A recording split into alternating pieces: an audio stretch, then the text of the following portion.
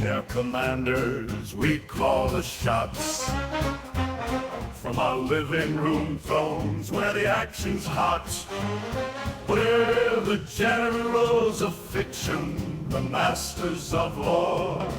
In silver screen battles with buttered popcorn. Armchair commanders, armchair commanders. Alrighty, welcome to the Armchair Commanders podcast. My name is John. And I'm Jack. And this week we are fortunate enough to be joined by Jenn from Walk with History. Jenn, welcome. If you'd like to tell the folks a little bit about yourself. Hello, thank you for having me. I'm really looking forward to this. I am a former Navy helicopter pilot. I was winged 3 days after 9/11, and I was a part of Operation Iraqi Freedom and Operation Enduring Freedom. My call sign was Yoko, as if you can imagine. I broke up the band, like Yoko Ono broke up the Beatles. That's a good call sign, right? Because they're bad ones. So Yoko, I can deal with. Some of my favorite videos I like to watch is the how there's the Naval Academy has their ship picking night. Mm-hmm. Like one of the other videos I like to watch on a yearly basis is the aircraft assignment nights for Air Force guys, or when they do their call sign revealings. Yeah, you're not supposed to like your call sign. That's kind of a rule. Every single military nickname that I've heard is this is Tex, this is Cleveland, and this is Shitmouth. Yeah, we had want to know. Yeah, we've had. I mean, I remember one of my favorite ones was Sofa King. We've had so many different ones. I mean, you use a call sign, as you know, for OPSEC, operational security. So we're talking to each other over the radio. No one knows my real name and can look up anything about my family and things like that on that nature. But no one gets Maverick or Iceman. No one's getting those call signs. No. Maybe it's because they already took them that it's only the shitty names that are left over. And every time I hear someone with a nickname oh yeah, my call sign was Father Dragon or Destroyer, you gave that to yourself, didn't you? Yeah. And the secret is when people start to feel out a call sign for you, your reaction has got to be pretty stoic. Because if your reaction is gosh, that's definitely, you're going to get it, so you have to act like you don't care, or yeah, I'm fine with that, because they're looking. I mean, I love pilots. They're the worst, but they're watching to see your reaction because they want you to hate hearing it every time you hear it. So I felt like I got pretty lucky with Yoko. Other women didn't fare so well. And then after I did 2 tours in the military, 8 years honorable service, was discharged. I got out to get married, have children. My husband's active duty still. He's been in for 21 years. And I went back to school with my GI Bill. And it's one of those things, if you don't use it, you lose it. And I got a master's degree of history. Which, what do you do with a master's degree of history? Everyone's a historian. And basically, it's like a piece of paper you can wipe your butt with. So I decided to start a podcast and a YouTube channel. Since we move so much, I was trying to make lemon out of lemonade. All this moving doesn't allow you to have a job and job security. So what if I did something that the moving was beneficial to my job? Right. So because the YouTube channel takes you on location, it's on history location. Every time we move, I get a different radius and a different area to cover. So it's been really great in that regard. Well, I'm sure, especially because, like you said, your husband is still active duty. Yeah, there is military bases in bumfuck nowhere in a couple of states, but there's also some military bases that are pretty prime locations. Yeah, I mean, most naval bases are going to be on the coast. We're in Tennessee right now, in the middle of nowhere, Tennessee. We're outside of Memphis. And that's because it's an HR base and all the orders from the U.S. Navy come out of this base, and it's landlocked for protection. But most of your naval bases are going to be on the coast. I always find it kind of funny whenever you see. So I was a military brat. My dad did 25 in the Air Force. So he retired right before I went into high school. I always found it funny because, like, I live in Colorado right now, and the big base that we have out in Denver is Buckley, which is now a Space Force base, which, whatever, laser beams. But at Buckley, there is a naval reserve unit there, and I'm like, oh, you're going to go sail the Great Colorado Ocean, are you? I know. Well, they usually have those reserve bases everywhere so people can do their drill, you know. And speaking of, I'm a military brat. I'm an Air Force brat too, Jonathan. We were stationed in Cheyenne, Wyoming. I'm sorry. Yeah, I know. So that's where I went to high school. I was fortunate. My dad was stationed at McCord and Travis when I was a kid. So Oh, yeah, that's not so bad. Yeah, and I didn't take the Air Force. I was going to go Air Force. My parents were both Air Force, so they were like, "Go, you're going to go Air Force and be a pilot in the Air Force." And I should have done that. But um when I went for the scholarship, I only went to ROTC. I didn't even think about an academy because I was like, we'll talk more about that too with Courage Under Fire. I just didn't even really know what that was, and I didn't really want to do that. And so I went to Penn State on a Navy scholarship, but I was going to go Air Force, and I talked to them, and they said, "Yeah, you're great for pilot, but you're going to have to major in math. We need math majors right now." And I was like, "Math? What?" So one floor up was the Navy, and I walked up there, and they were like, "Yeah, you can major whenever you want. We'll take you right now." So I signed with the Navy. That's the reason why I went there. as is most great contract deals. I know. I feel your pain though about the whole the history degree thing. So I don't have a master's degree. Both me and Jack, we went to school together in South Dakota, but my bachelor's degree is in history, and I do absolutely nothing related to that. Hmm. In fact, one could say that this podcast is my justification for said degree. I have no justification because my degree is in addiction studies. I guess it's kind of applicable because I drink during this, but It's true, guys, because what do you do with a history degree? And I tell people all the time, you're not going to make money. I worked at the MacArthur Memorial in Norfolk, and I paid my babysitter more. Like, I made $12 an hour. I paid my babysitter $15 an hour. Like, it was ridiculous. Like, there's no jobs in the history market unless you write a book or you're one of the head of the Smithsonian or you're the head. And by that time, you've got a PhD and you've worked your way up and you've spent years to acquire that job. It's And like then, if you can make it into curator of a museum, like you can sit pretty all right, but yeah, it takes forever to even get there.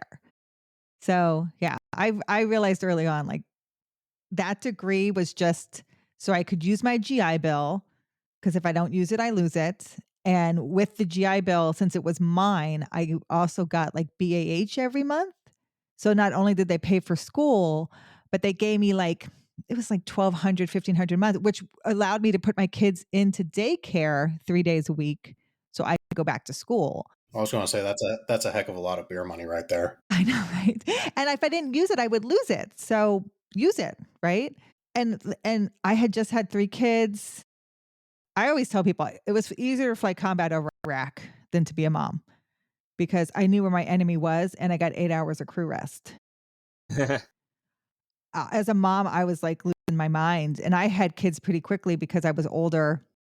And by the time I like looked up, I was like, I want to do something for me again. I want to like have a conversation about adult things again. And so getting a history degree, Jonathan, like you like it was what makes a master's of history, what makes a doctorate of history? Nothing really besides the writing, right? The thesis, the dissertation, the spending the time in the archive, the studying, how do you cite things, primary source. You're not the learning is the same. Everybody can learn this. It's like Abraham Lincoln teaching himself how to be a lawyer, you know, like it's like what Well, yeah, makes like our listeners at home can't see it, but in my camera view, you see my fancy little bookshelf with all my smart people books, and like all I had to do was go to Barnes and Noble to Mhm. make that happen. Like, I didn't need to spend tens of thousands of dollars. But if I hadn't, I would have met my fine friend Jack here. aw, you I make me love South cry. Dakota. It's all right. It's fine. I mostly miss Chislick. What's Chislick? What's Chislick? What's It's Chislick? kidding. It's literally just cooked and chunks of meat that you have salt and seasoning salt to dip in. Nothing too fancy, hence why it's our state dish. Hey, it is more than just chunks of meat. It is chunks of meat with garlic salt to dip in it. All right, more the fool is I. It's not even a real. It's not even a real sauce. It's just here's your little bowl of salt to dip your meat in. It And sounds hearty and rustic. very. What our official unofficial state drink is a beer with a pickle in it. So I really can't think of anything more South Dakota than Chislic with a beer with a pickle in it. That sounds awesome. Man, it's so great.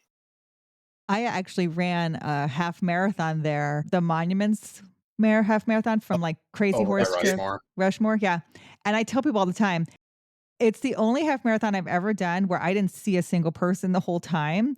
Like there was Yeah. no one in front of me, no one behind me. It was me by myself. I knew I hit the water stations and there'd be two people there, and I'd be like, "This is happening, right?" And they're like, "Yep." I've run. I haven't run that race, but I have run races like that. And like, it really sucks when you're running like a half marathon or a marathon or something, and you're like, "Am I even on the right path?" Like, That's I know exactly how I've I been felt. following the spray painted arrows on the ground, but come on. Totally how I felt. It was I mean, it was beautiful. It was probably the most beautiful run I've ever done, but I was very alone out there, and it was majestic. It felt very like, what was it? Dancing with Wolves, right? It was like felt very majestic, but it was neat. But it wasn't like I saw Rushmore and then I saw Crazy Horse. I was basically just in the fields of South Dakota. Yeah, I think that's a good a place as any to transition to our topic of the evening. Unintentionally, this will be our second Ed Zwick film in a row that we're reviewing. Wow. Because last week we did The Last Samurai, and Jack has dubbed The Last Samurai lovingly Dances with Weebs. Yeah. Yeah, I haven't seen that in forever. I mean, I know him mostly from Glory, Right. right? And I know that when Denzel took this part, he specifically asked for him as the director because of Glory. Which Because is I found it really interesting because like Ed Zwick has done amazing films, like you mentioned, Glory. You know, there's debate over the quality of Last Samurai, but at the end of the day, even if you don't necessarily think the writing is that great in The Last Samurai, like The Last Samurai is still a very well shot, like cinematography and music wise, it's a really great movie still.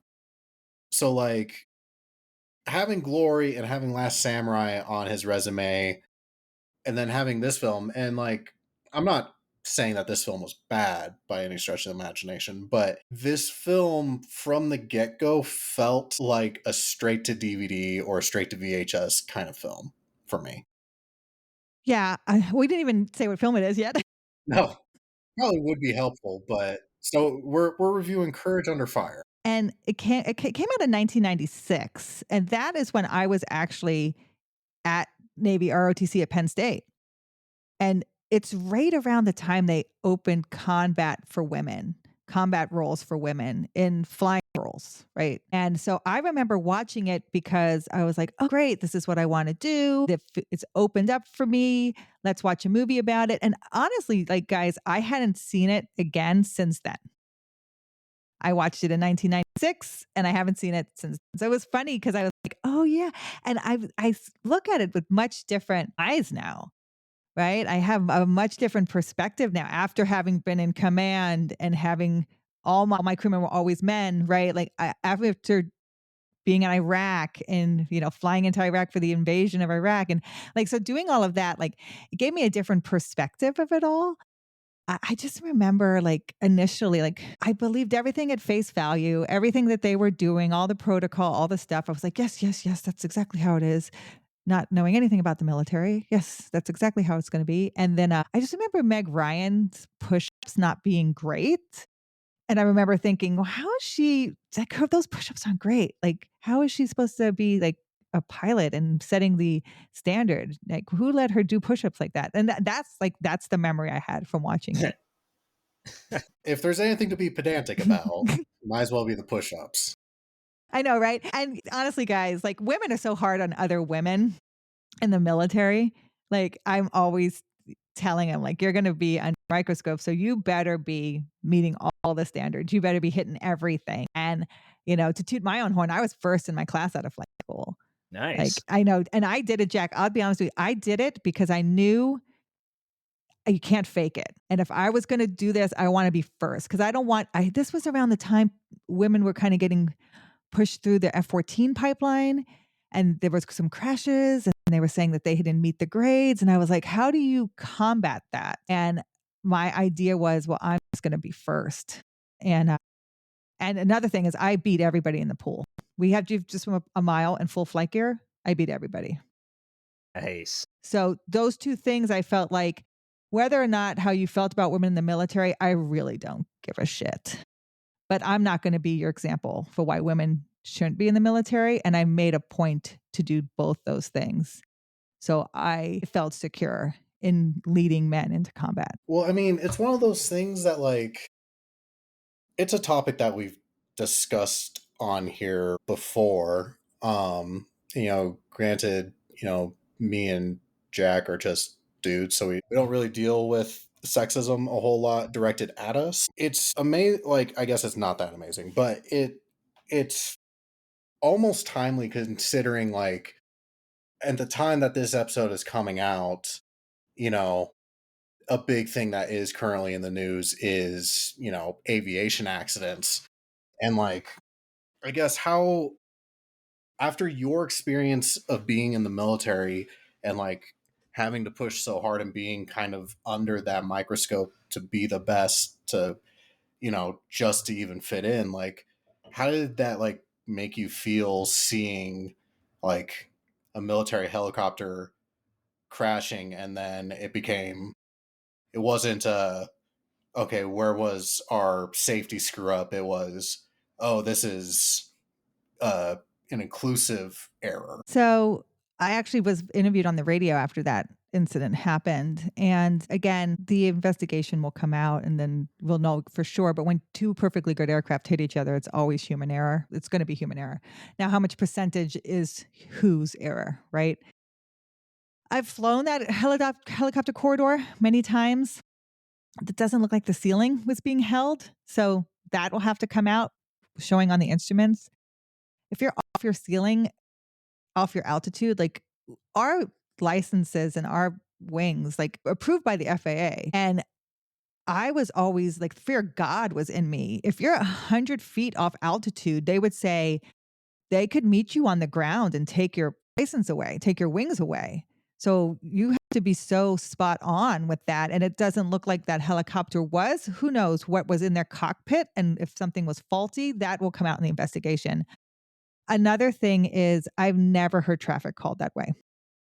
Ever in my experience. In a busy airport, you're going to say, "Hey, you see that plane?" "Yeah, I see that plane." Like that's how you're going to call traffic with 15 planes flying around? Did you see that one? Like you're not going to call a direction, an altitude, a distance. Like that's how traffic is called. Do you see that aircraft off your 3:00 at 5,000 feet? It's coming towards you at this rate. Let me know when you have traffic in sight. Like that's how traffic is called. But in a busy airport, you don't want to spend time on the radio. You want to be quick about your calls. So there seems to be a lot of errors there. Plus, when the Army came out and said she had 500 hours and he had 1,000 hours, and they said they were pretty, what did they say? Like pretty seasoned pilots or pretty, and I'm like, no, you're not. I came back after my first deployment with 1,000 hours. Like my first deployment where you're not an aircraft commander yet. Like to have 500 hours is flight school. Like that's not a season. I mean, but I don't know how the Army does it. That might be different. But in the Whether it's like Navy, 500 hours on that airframe or no, it's total 500 hours. When you do your flight hours, it's always your total flight hours. If you're going to separate it by frame, usually you just do that in like an interview or something, but when a pilot totes their hours, it's always total hours. And so I just felt, and then the other pilot had 1,000. Were they goggled up? Were they not? We never flew goggles, and Courage Under Fire opens up with NVG vision. right? It's opening up with them on NVGs looking at what it looks like some kind of battle or some kind of shooting is going on, some kind of interaction is happening. And you'll see at the bottom of the screen what the glare out looks like if it's too much light. It just glares out your goggles. So you would never fly over a well-lit airport, a well-lit city with your goggles on because all you're going to get is glare out. You won't see anything. That will come out. Now, it doesn't mean when you fly with goggles on, they're connected to your helmet and you click them down, you click them up. So they might have been on goggles, but not flying with goggles. So there's a difference there as well. So all that will come out in the investigation. And I'm just surprised. I'm surprised by many things. They always say, I'm sure Jonathan and Jack, you guys probably know, like they say a mishap is like Swiss cheese and all the holes line up. And if one thing would have once they've been pulled to stop that trajectory of that hole, they could have stopped the whole mishap. If traffic would have been called better, if they would have been on altitude, if they would not have been flying at that time, if they would say, hey, well, Reagan is so busy at this times, we don't allow helicopters to fly through the corridor, right? I feel like there's a lot of protocol here that could have been in place that could have prevented this mishap. And as pilots, those are the things you talk about. Those are the things you learn about. You're always learning about mishaps. We always talk about how all of our books are written in blood because they're all from learning and a mishap that has happened. So different protocols come into place. So when we do our emergency procedures and when we learn certain things, we always say that it's written in blood because someone has learned that and maybe had gotten hurt or died for that protocol to be in place. And so that was probably what is going to come out from this investigation. Yeah, there's I been guess my question would be, you just went on a very like super detailed, like here's the 100 different things that could have affected this. And the fact that the news and politicians seem to be honing in on the fact that one of the pilots was female, does that upset you or frustrate you more? Like the fact that this is still an issue, given the fact that the movie we're reviewing tonight is literally about the fact that nobody respects a female member of the military. it's funny. When I watched it again, I was like, wow, we're still dealing with the same shit. Like that's what I thought when I saw this. I was like, wow. Yeah, when I read that she was a pilot, I just shut my eyes. I was like, here we go. Here we go. Because it won't matter if she wasn't in the wrong at all. It'll be some kind of her records will get scrutinized, her past flying will get scrutinized to see if she should have even been there, if she should have was anything being hidden or pushed through to meet some kind of standard or to meet some kind of quota. And it's funny because I still hear it today. Like I live in a neighborhood with a bunch of FedEx pilots, and I was at the bus stop and talking to somebody about this, and I talked about being first in my class at a flight school, and he's an Air Force pilot. Now I'm older than him, but he's like, "Oh, I've seen girls' grades get faked all the time." And I said, "Well, I was first in my class." And he goes, "You don't think they can fake that?" I said, "Do you think they can fake that? Would you care? Like we saw our grades every day. Would you care if girls' grades were getting faked to be first?" And he just looked at me and I said, "And I beat everyone in the pool." I said, "Do you think the guys held themselves back?" And he goes, "No." I said, "Yeah, that's a no." I was like, and that's the issue is like, no matter if you are the best, it's because it could be, or people have heard that, or they have an example of someone who they did do that they use that to set the stereotype for everybody. Right. Well, that kind of goes to it's an issue with almost any topic you talk about these days, which is like you have people who will spout kind of these nonsensical claims. And it's like, do you hear like, I'm not above, dabbling with a conspiracy theory every now and Sure. again. Like, because definitely there's shady things that happen, but it's like, I also find myself to be a big believer in the theory of Occam's razor, which I don't know if you're familiar with that premise. So, Occam's razor is a very old thought experiment. It goes back to the Greeks. And essentially, it's if you have two explanations, got to fit my hands in a frame here. If you have two explanations that are side by side explaining something, generally speaking, the simpler of the two is the correct one. And Occam's razor is usually applied to like the moon landing as the best example, where it's like, did the government spend hundreds of millions of dollars pretending to go to the moon, or did they spend hundreds of millions of dollars actually going to the moon? Which one of those seems to make more sense? Yeah. Like, Yeah. in the same way with your example, it's like, could an individual's records be bumped up for appearances? Yeah, sure. Is it more likely, though, that a person who feels a lot of scrutiny is trying to overperform or be the best? And especially in a world where you're talking about handling multi-million dollar pieces of equipment, like, is it more likely that somebody's just putting more effort in? Yeah. Like, And to your stance, like I believe in common sense too. But I also believe my eyes. I also believe actions will always speak louder than words. And I made a point to always lift a man on my shoulders. Anytime we did PRT or PT, I would lift a man on my shoulders. I'd say, "Come over here," and I'd fire him and carry him. And I would like make sure everyone saw. If they're not there paying attention, I don't give a shit. But someone's going to look over and see that because I know this job is life and death. I'm not stupid. This is the military. We're here to put warheads on foreheads. I know what my job is. I signed up for it. I get it. I also know that if our helicopter crashes and I got to pull someone's ass out of that helicopter, their life is in my hands. This is life and death. No one's coming to get us. They might, but not right away. And if I expect them to pull me out, then they better expect me to pull them out. And this is what your job is. It may not be PC, but this is your job. So you better be able to lift a 200-pound man, drag him, pull him, whatever, get him out of that helicopter because he's going to be expected to get you out if the situation was reversed. And so it's not just about getting women in the cockpit and, women, you have to be a certain size. Like I'm 5'7", right? But they measured me from my shoulders to my elbow to my hand, my shoulder to my hip to my knee. Like I've got to fit in that cockpit and I've got to be able to do everything and reach everything, pull everything and have the strength to fly a helicopter without hydraulic. I got to be able to do that. And so that's where all of this physical fitness comes into play. Like it's part of your job.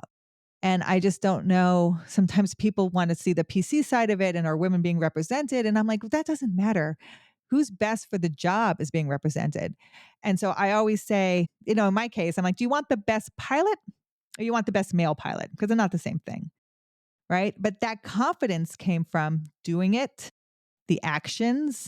And I also had great guys around me. Like, in this movie, Denzel, he's kind of surprised. Remember when the first time he sees it, it's a woman. He's like, "It's a woman. Oh my gosh, she has her service picture in there," which is a full picture, which I've never seen. Usually it's just a halfie, but okay, a full picture of her whole body. Okay, in the skirt. But he doesn't question it the whole time. He's asking the questions and he's getting the answers. But you get people who will automatically just believe or assume something because of how they feel. Most of the guys I trained with were pretty cool because I had been with them from the beginning. And what I did too is, like I said, I'm learning just like everyone else. I'm in flight school just like everyone else. We are studying our asses off. We were working out. If I learned something, if a pilot instructor did something to me in the cockpit, like pulled a circuit breaker while I wasn't looking to see if I could catch that one of our instruments wasn't reading, I would tell someone, "Hey, when you fly with so and so, he's going to pull that circuit breaker. Make sure you're ready for it. Make sure you look and you're scanning the instruments the whole time." If I learned something, I let everyone know. So I think the guys knew pretty early on that I'm a team player here. Like we're in this together. And so anytime I learned any little trick, I'm very mathematical. I got my undergrad's in accounting, so I didn't quite major in math, but I do love numbers. And so much of flying is number based and chart based and compass based. And I love the numbers.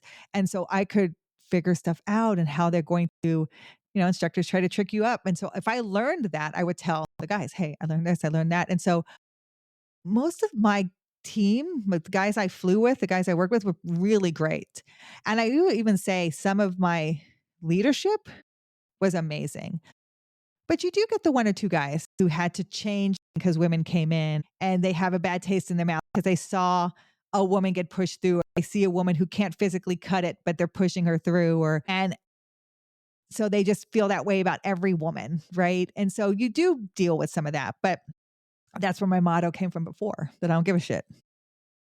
I I just won't be your example. I don't have time to deal with that.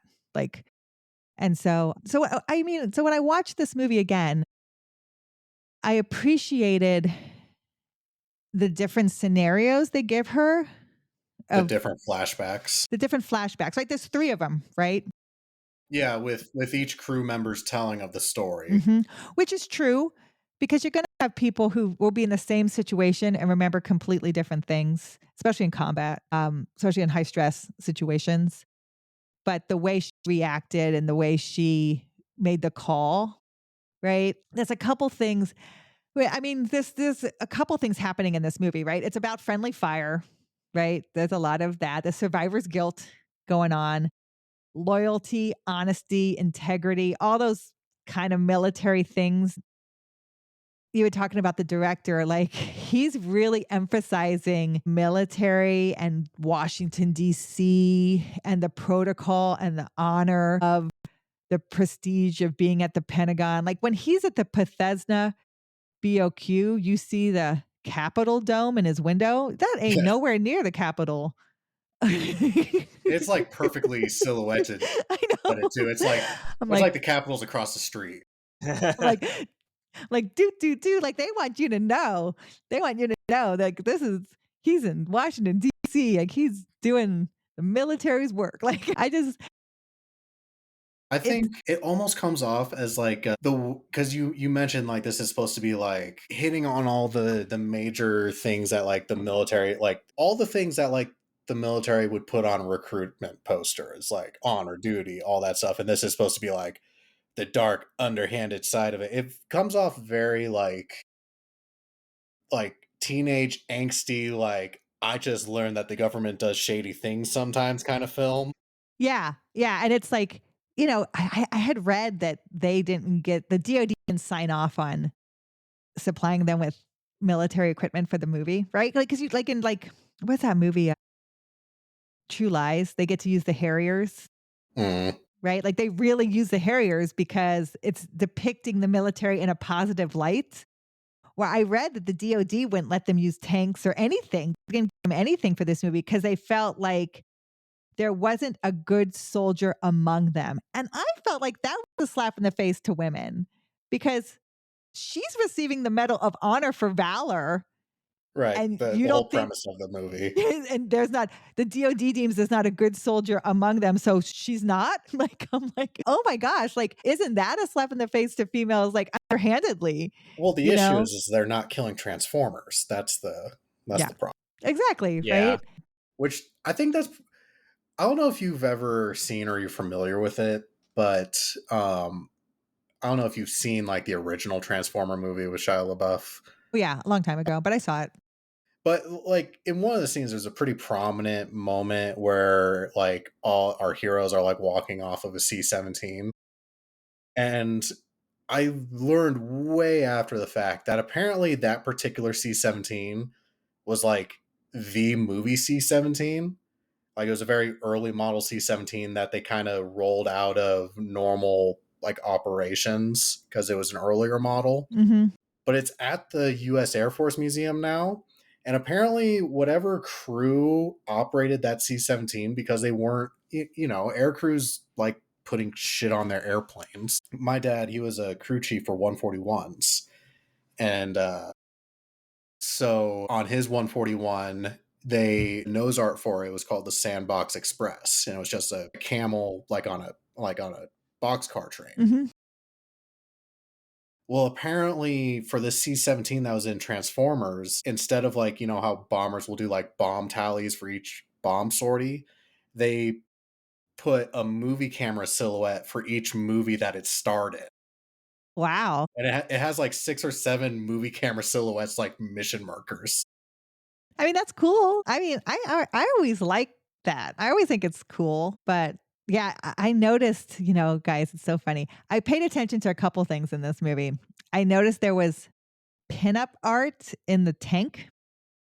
So there was like a naked girl silhouette in their tank, right? I was too busy watching them blow shit up. I was like, this is fucking cool. Yeah, same, honestly. I didn't catch the naked woman for once in my life.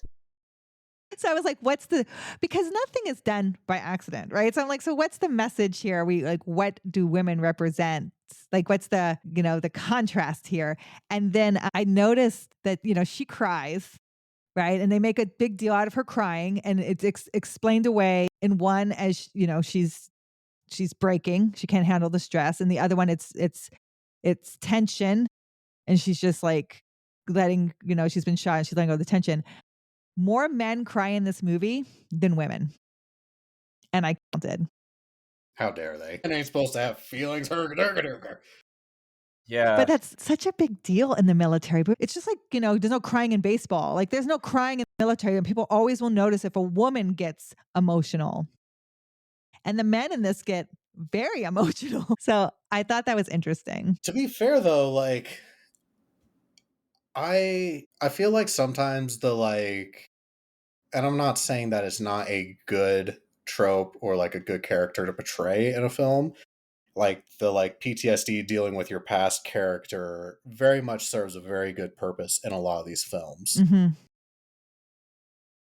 But I think it's kind of 50-50 when we actually kind of see what it is that is affecting people. Because I mentioned this is our second Ed Zwick film in 2 weeks.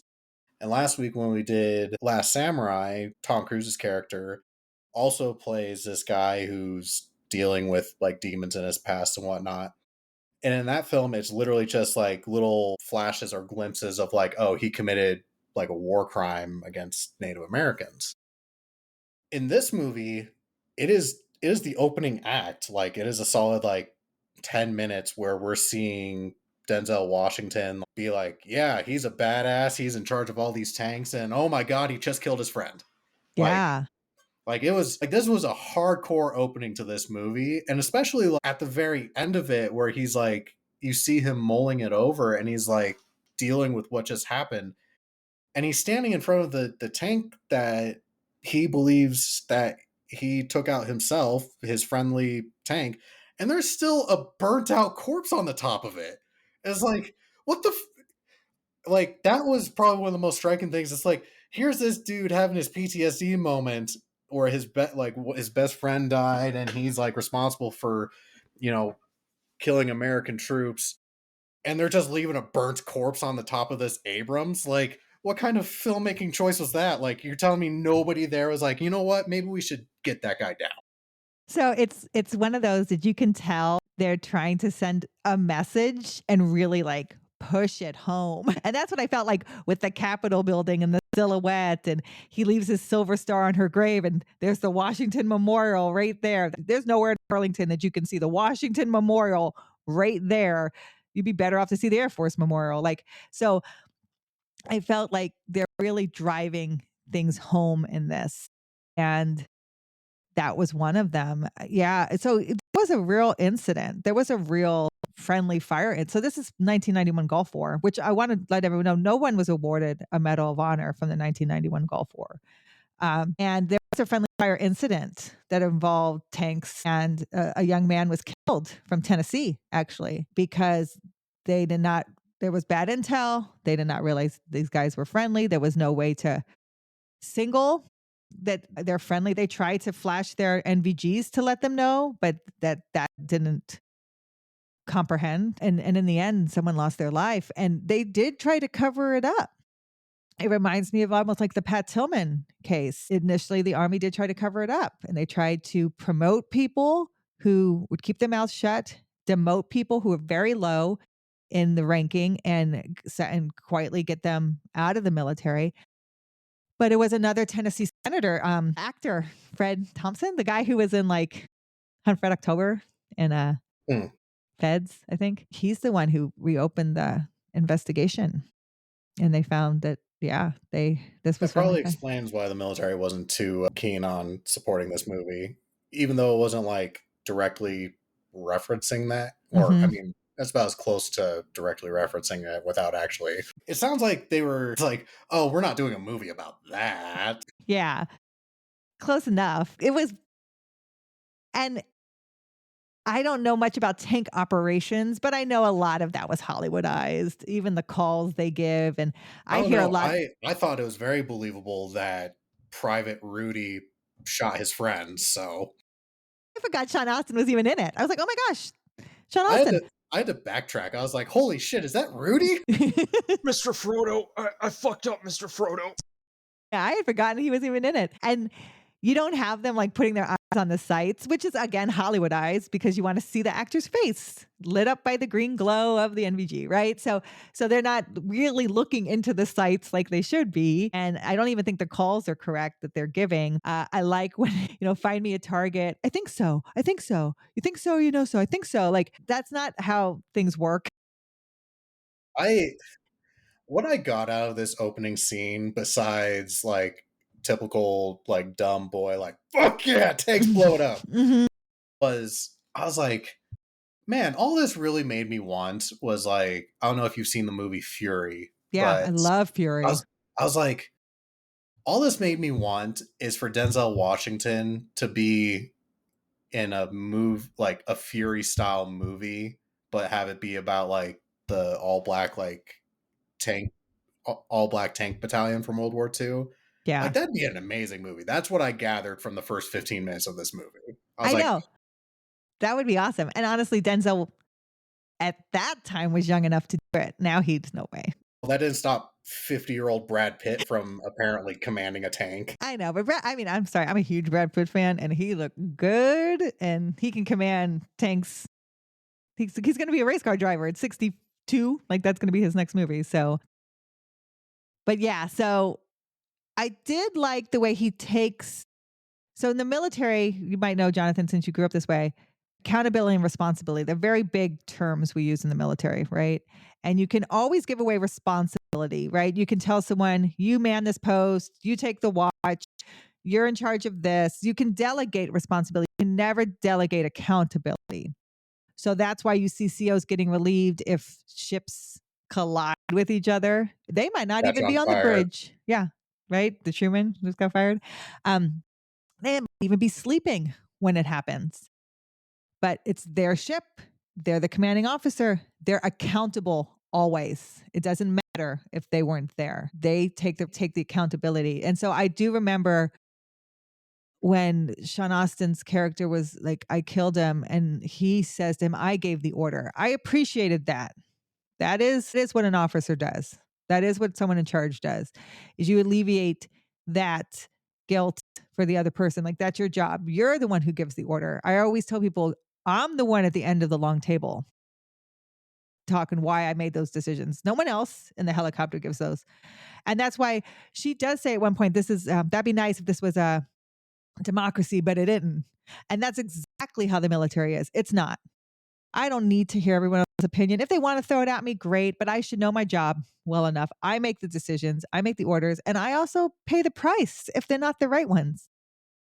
And if they are the right ones, then people survive and I did my job right. You don't get accolades for making the right ones either. You did your job, what you were paid to do. So I did appreciate that part when he does that. I wanted to bring to attention the rings. So this is it's like a Top Gun thing. And I noticed it in this Like everybody's got their like fancy the like class ring, the West Point ring. And at the point in the beginning, he's knocking it, ring knockers. He's knocking it against the tank because he's nervous. Right. And I hated that shit. But also, I think it's funny. You're not wearing a fucking ring when you're driving a tank. We sanitize our hands completely because you can lose a finger so fast. Like, you're not wearing any rings on your hands. Your guys would take off I was never married in the military, but guys take off their wedding rings and put it on their dog chains if they bring them with them. Like, no one's wearing a ring. And so I thought that was another movie-esque thing that's going on. so Jack, here's the question of the evening. What did you think of our favorite actor, Matt Damon? That's what I thought. I like that he's initially presented as this, good old American boy. And, even after his service, he's helping out in some capacity, serving drugs with a smile and offering alternatives for things like, oh, you're taking this. I'd recommend doing this, cutting caffeine. And he's like, fuck you, I ain't cutting coffee, you. But then it turns out that he's helping cover up the real story of this. And not only that, he's a heroin addict and presume for like from what I can gather from the dialogue, also selling it maybe. I mean, he comes around, he eventually tells the truth about what happened that night. I But think like even knowing nothing about the end of this movie, because I did watch a bit of this movie like 20 years ago when I was a kid, and I only saw the tank scene in the beginning, that scene where he figures out it's a woman. I thought he killed the woman from the way I saw the movie. I don't know what happened, but and then I saw the investigation where they're talking like, oh, I didn't see the plane crash, and oh, he lost his leg. It was a whole fucking situation. But like, not even like even not knowing the big reveal, even I knew something was up before the M16 line, because the story he told is very sanitized. And like Denzel Washington's acting in this was great, because he conveyed so much emotion in that scene without conveying it. Because watching it, I knew he wanted to say, "That's good, that's cool." So you're gonna tell me what really happened? Because he knew something was up, but he wasn't saying it. He was just like allowing him to save face and gathering all the info he can, and with lines like, "Oh yeah, you did what you could. Like, just tell me what happened next. It's fine." I looked into it because I was like, this is like a super young Matt Damon. And this is like one of his earliest roles. And when I was looking into it, I didn't know he was even in this movie. I'm gonna be honest. purposely, like he pulled a Christian Bale. He lost 40 pounds for this role Damn. I know. because he really wanted to sell the like, I'm a junkie look. And what's even crazier is he went through that. Like he essentially like for a month, all he did was drink coffee. Like that was his only intake. And he ran 13 miles a day. That's what he said. Just like he put an insane amount of work into this for what amounted to like I think it was like 2 or 3 days of actual shooting. And I was reading in these articles that like he put so much into this film, and like this film had generally positive reviews. It did well at the box office, but his performance specifically kind of just was under the radar. Like he was very much in the shadow of Denzel in this film. Like Denzel and Meg Ryan were obviously the big selling points to this movie. And apparently he became very depressed and like suicidal when people were like, wow, Matt Damon was amazing in this. I could definitely see if you're going to subject yourself to that kind of level of method acting, how you could have that response. But I think the more impressive thing, or the thing that is interesting to me, is obviously like Matt Damon's super big break is being in Saving Private Ryan, you know, and he does do a fantastic job in Saving Private Ryan. But realistically speaking, what makes his film career really take off is that particular film. And to think that Steven Spielberg only considered Matt Damon for Saving Private Ryan was because of this film. Like Steven Spielberg saw this film and saw Matt Damon like do the things he did for that role. And like it's weird to think that like he went through this super depressive period in his life because he felt underappreciated, but realistically like we think of Saving Private Ryan as being the thing that sets Matt Damon's career into motion, but he wouldn't have had Saving Private Ryan if it wasn't for this film. Absolutely. Like the level he goes to portray the character authentically is what catches Spielberg's attention, right? Like what he does to maintain the integrity, the artist integrity of what that character would be going through. You have to realize too, Matt Damon he's dealing with his survivor guilt the same way Denzel's dealing with his survivor guilt in a different way, right? Denzel's drinking and Matt Damon's doing drugs. Matt Damon's character is complicit in her murder because when the Lou Diamond Phillips character says she's dead, and he looks at Matt Damon's character, and Matt Damon doesn't say anything. Right. And he's like, and so he just watches them blow her up. Like he's complicit in her murder. And so what I love about Matt Damon, I think to push on Jonathan, he does the same things that Denzel does, is he can convey so much emotion just with his face, just with his eyes. And like you said, Jack, the good all-American boy can look so broken. He doesn't get the accolades because even at the time, he's not that big of an actor, right? I think he did like School He has Ties or like some shit. he has a couple of film credits before this film. Yeah. Like, isn't like School Ties where he's like the cheater? I think he I gotta look it up. So Good Will Hunting comes out the year after this, and then Saving Private Ryan is in 98. So realistically, he's filming Good Will Hunting while this is out, and then he's filming Saving Private Ryan when Good Will Hunting comes out. Okay. Okay. Yeah. And he looks great in Good Will Hunting. He definitely got back in the gym and put on the weight. I remember School Ties, Oh my god, he was in Spirit. I but love Spirit. It's a great horse movie. oh gosh, goodness gracious. I remember the cartoon when my daughter watched it. Yeah, he was very depressed because he didn't get because when people see that kind of weight loss method acting, people are always like, oh my gosh, look what they did. Look at how they transformed their body to stay in the characters. People usually like go nuts about that. And he just didn't get it because honestly, like that part is important, but it really is the acting of Denzel that I think makes this whole movie. Like Denzel is untouchable in this movie. Like, he's so great. Like he feels to me like a lieutenant colonel. His questions, the way he put his glasses on and like looked at him as he's smiling to press record, like that's exactly what a lieutenant colonel would do. Like there's so many. Here brings up one of my beefs with Lieutenant Colonel Denzel Washington, which, we mentioned he is dealing with his survivor's guilt with alcoholism, which, there's a whole conversation to be had about the portrayal of PTSD in this film, which I think is an interesting take because, mid 90s, the military and even society in general is still not super open to mental health considerations, especially amongst service members. You know, when we look, like we've done other films like The Deer Hunter that came out late 70s, or, other Vietnam movies that come out in the 80s that kind of dabble in it, Mhm. like that's seen as super progressive at just even a decade before. That aside, I do appreciate a film that will explore the topic of PTSD. But you're telling me that a lieutenant, I know the military doesn't pay the greatest, but are you really going to sit there and tell me that a lieutenant colonel can't afford a full size bottle of whiskey? Like,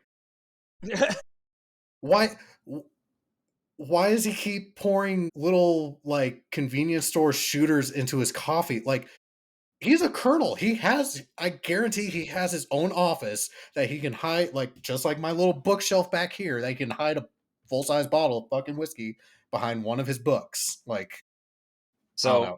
It sounds like a stupid thing to be upset about, but So my interpretation of that is mental health. Like it has some um trauma patients, people on the autism spectrum and people with ADHD, one of the common symptoms is rituals that only make sense to them. Like like if you were to ask him, he probably couldn't explain it. Like, why don't you just buy a full bottle? Why do you keep buying flights? He'd probably just say, I don't know, I just do, and just keep doing it. Yeah, and I also think, Jack, to your point, it feels safer because it's smaller. Maybe some semblance of I control don't have a because problem. It's just a shooter. Mhm. exactly. And that's one of the things I learned as an addiction studies major is moderation only works for a fraction of the population. And to illustrate this point, my professor told a story about one of his clients and how he was a very much an advocate of moderation.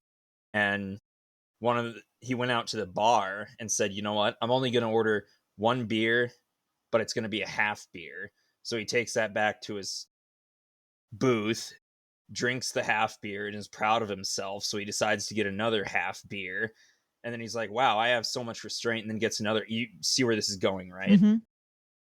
But that's my interpretation on that. Like, yeah, I wanted to comment on that, but I think it's due to trauma and he wants to feel some control over his drinking when Yeah, it's more of a problem than he lets on. Like, I don't know if the guy was needling him, but that the dickhead, what was his name?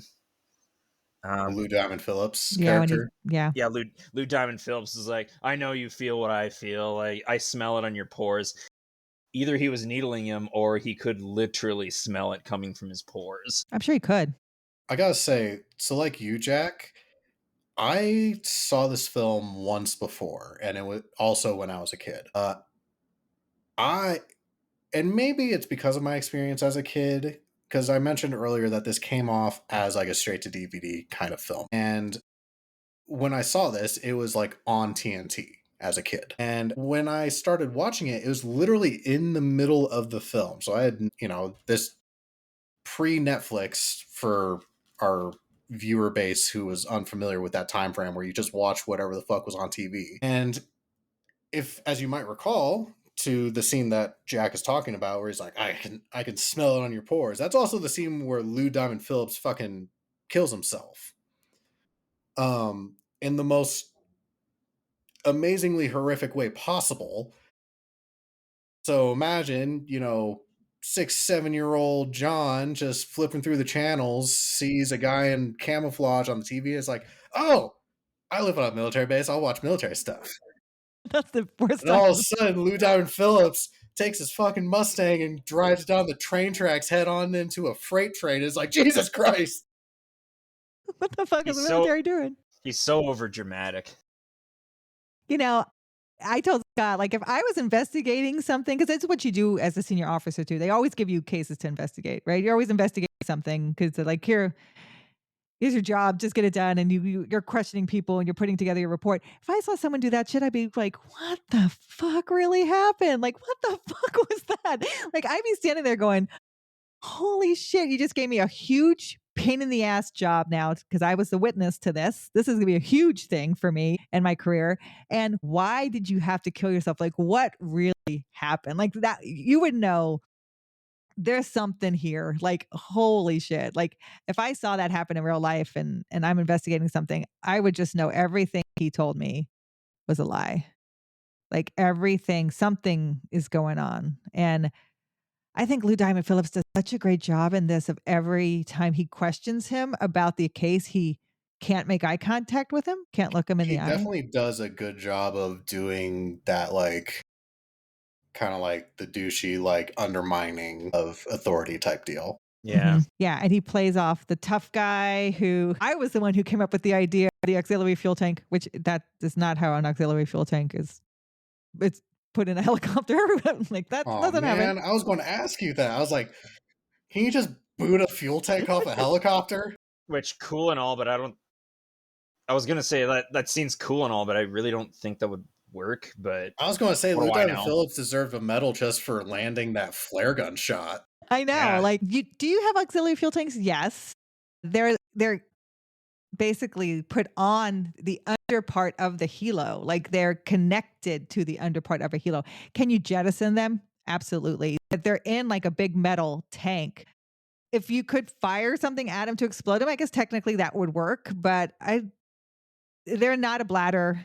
They're not something in your helo. They're not something you can unhook and push out. That it doesn't work that way. How would you even get the fuel into the tank then? Like, so they're mounted underneath the helicopter It because looked like it was just ratchet strapped into the helicopter. that yeah, but he's like, I came up with that idea, and I those are the kind of things that you're like, okay, like, and so he goes all overboard with like how she faltered in every instance she falters. And I also thought was interesting is when Brady gets shot and he's on the front windscreen, all the blood. If he was leaning on the front windscreen to that extent, he'd be holding it's a cyclic is the stick that's out in front that you're flying with. A helicopter, you fly with a cyclic and a collective. The cyclic does like back and forth, up and down, and the collective is your power. And it's just like a handle right beside you. And so if he's full forward, he would be leaning on that cyclic so hard that when she would be trying to pull against his body, because it's dual controlled, So if he's putting a force onto it, she's going to feel that force on her side. Someone would either have to, I mean, if it was me, I would push him off of it. Like someone would have to pull him back. Well, I mean, wouldn't the like seat straps Yeah, your five also? part harness pulls you in. Your five part harness doesn't release like that. Like, so that would mean like your harness released as well. And you have, right, you're belted between your legs, across your hips, across your chest. And it has a jerk reaction just like in a car. Like if you get hit by something, it's going to pull you back and lock you in. So he wouldn't have likely have fallen for it. Like again, that's movies esque and the blood, but she would have muscle against him. So that's kind of not realistic. Another thing that's really not realistic is her face. Like you can see both their faces. They don't have their screens down. Never, ever, ever flying in the Middle East or anywhere where there's sunlight, where am I not flying without my visor down? Because you wouldn't be able to see shit. It'd be so bright. But so you're wearing that basically sunglasses visor over half your face, where you weren't able to tell it was her, and that's why they don't do it, because you want to see Meg Ryan's face. She's probably paid a lot of money for this, so you want to see her entire face the whole time. So that's another part. I was like, okay, that's not realistic either. If the You helicopter know, is shot, oh sorry, never mind. I had a stupid joke to make, but continue. yeah, no, if the helicopter is shot like it was, it probably would spin faster than it was for her. You always have to worry about that spin if you lose your tail, because the tail is anti-torquing to keep you from like that. And she saves, when you really think about like how they landed and there was really no injuries from the landing, that's her flying that did that. So that was cool, I thought. But yeah, the whole thing, I was like, wow. I mean, it's neat to see a helicopter situation, plus the Black Hawk Down. So there was a bunch going on here, right? The Black Hawk's down and they're coming in as a medical helicopter. That no, it would be SAR. It would be me, like a gunship. You'd have a gun helicopter coming in to do search and rescue. It might be a medical helicopter. I think that was one question I was kind of curious about, because I know that like for the longest time that like dust off helicopters, like the way, at least, the way they portrayed it in this movie, it's a Huey with a giant red cross on the side of it, kind of like a Vietnam type medevac helicopter.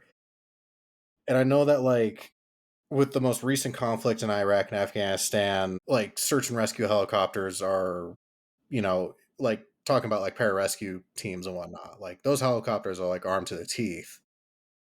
But I thought it was weird that they had this medevac helicopter, which generally under like the way we view or think of them is like, oh, these are unarmed helicopters that just ferry wounded. But we have Lou Diamond Phillips hanging out the side of this fucking medevac helicopter with an M60 just, gunning away. And I'm like, wait a minute. That doesn't sound that doesn't feel right. Like, It's not. but I know there was kind of like a transition between conflicts. I didn't know if Gulf War, if we were, throwing machine guns onto medical choppers. So I mean, I always had men who wanted to fly with me. The SEALs a lot want to fly to just kind of get the layout of the land, and they're considered a weapon. They always bring their weapon with them, right? And so you will have people who like, I want to jump in, and they'll bring their weapon. And so a medical helicopter is not going to have any ammunition besides that. If someone decides, you have your small arm, which everyone did, you fly with your 9mm. Everyone will fly with a small arm, but no one's going to have firepower. And a medical helicopter really never flies alone. It's not going to fly unless it's on a course that has already been safety designated back and forth from like a hospital area, or it's flying with a gunship that's providing the cover. Like when the rescue happens, right? They're flying with other aircraft that are providing the power behind it and not by themselves, because a medical helicopter is supposed to be a non-combatant. They're not supposed to be fired. They're supposed to be, it's supposed to be that cross is supposed to be that symbol in a war scenario that you're a non-combatant. And so that's technically what's supposed to be happening here. With the Black Hawk shot down, you'd be sending out SAR right away. If the medical helicopter happened to be there, like I don't understand. You're not just flying around looking for people to get. Like you're always You're saying that designated. medical helicopters taking out tanks is not a normal occurrence. Well, it's like you've been tasked. If you're a medical helicopter, you've been tasked to go to this location and pick up the survivors to find the people there, to get them to a hospital, to get them to a medical camp. Like, you're not out there going, I'm patrolling like the paramedics or something, and I'm just patrolling the area. And I happened to be there after the Black Hawk was shot down. I happened to be in the area, and I'm going to come in and get him. Like the whole scenario was just really odd, right? I was just like, okay, that really is not making sense. And there's no other helicopters around. There's no other Black Hawks around. Like it just made no sense there. Military bureaucracy. They spent a lot of money crashing a Huey in this. And we're going to crash it. It might just be, hey, we don't have the budget to have another helicopter flying around. One of the other things I thought was funny, and guys, you're gonna crack up, is I don't know the UCMJ. She's like, article, blah, blah, blah. I would be like, maybe she just has a hint of autism, okay? I'm like, I take your word for it. Okay. I mean, I know I'm subject to the UCMJ. I couldn't tell you one article in it, not one, right? If she's like, she's rattling off mutiny. This is a mutiny. This is the UCMJ. I'd be like, okay, I take your word for it. I'll look it up when I get back. The dumb joke I was going to make earlier was Meg Ryan was also in Top Gun. Mm-hmm. She was Goose's wife, I think. Yeah. Mm-hmm. Anyways, I was like, there's a missed opportunity here to be like, after the tragic death of her husband, she joins the military, and then that's so true. Like, this is the real Top Gun too. I always thought Oblivion with Tom Cruise should be Pete Mitchell, like later. Yeah, like just those things kind of like, right? They, like anybody who knows the military, they kind of bother you. But no, but I thought Lou Diamond Phillips, like, I don't know, like it just made him out to be such a coward. And I don't know if that would have happened. I really don't see dudes doing that. All the dudes I've flown with, I've never had one guy say, I'm going to surrender, ever. They'd be like, I'm going down in a blaze of glory. I don't know. Maybe it just depends where you're at. Like, we have an episode, it's lovingly referred to as our Lost episode, because we did this entire episode reviewing Bravo 20, which is about British SAS. And it's about this SAS team that got captured during the Gulf War. And because technology sucks, we just don't have it anymore. But we did it with one of the actors who was actually in the movie. But watching Bravo 20 made being in an Iraqi prison seem like not that fun of a time. So I could see how you might not want to give up in that circumstance. No, and I would assume everyone went to SEER, right? I went to SEER. Like, you guys know what SEER school is? Yeah, it's the survival training. It's POW training. It's like they teach you how to be a prisoner of war. I will say, guys, this is the worst training I ever got. I got my ass kicked. Like, they teach you how to evade. It stands for what? Survival, evasion, rescue, and escape. And it teaches you how to be a prisoner of war. And it teaches you what are your rights under the Geneva Convention. And there's 5 things you're allowed to give the enemy, right? 5 pieces of information. Wait, let me guess. Name, serial number, rank, nothing else.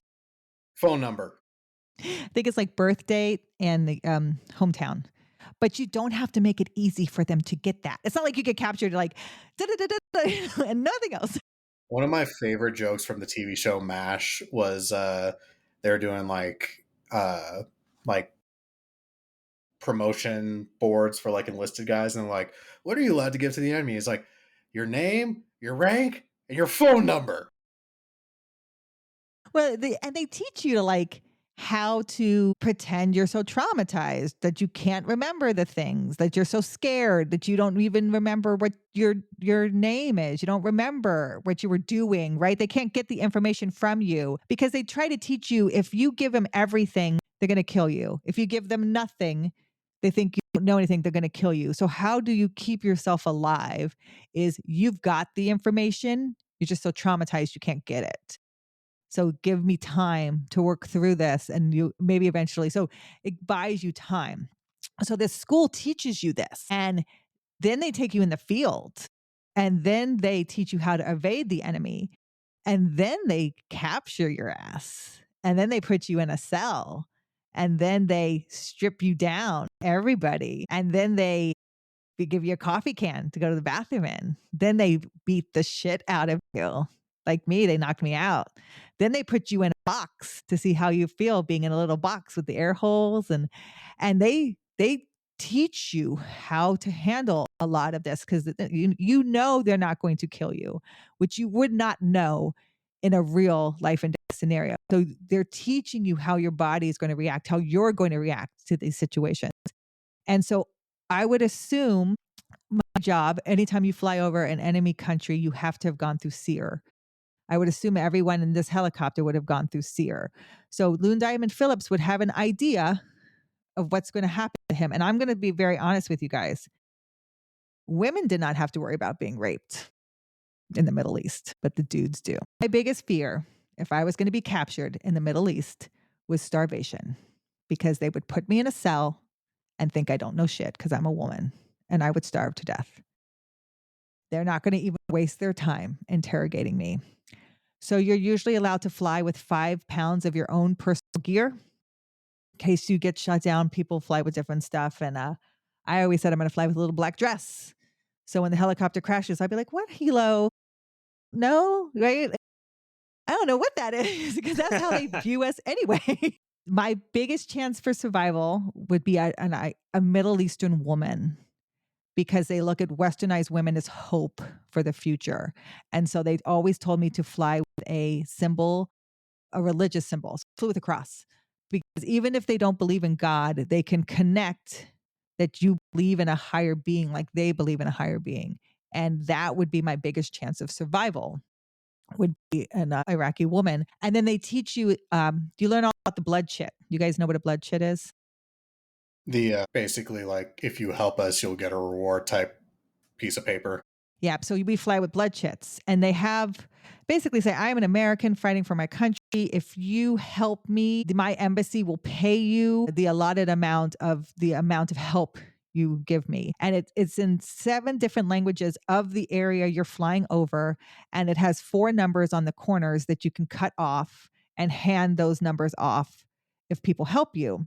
So that is like you're negotiating. If I was to be rescued, that would be my negotiator.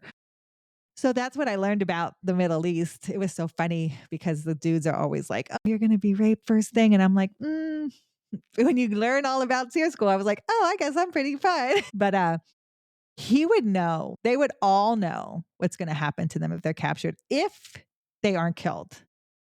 So for him to be so quick to be like, let's surrender, I think I can fashion a white flag. Like, that's the last thing you want to do. And SEER school drives that into you.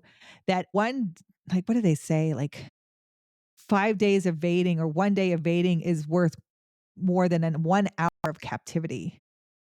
That in captivity, you don't know if you're going to survive to the next minute. And they make a point of doing it. Like, we had, I think, 3 days in the camp, no sleep, beatings constantly, all these different scenarios they give you and stuff. And you see it happening to people around you. You see people around you breaking, right? And everybody speaks in a Russian accent that they use the Cold War for my training. But that would be so ingrained in you that you do not surrender. That's just not an option. So for him to be so quick to be like, oh, and then he's the guy with the saw, and I'm gonna surrender. I'll fashion a flag. And she's like, no, like, that's not what we're doing.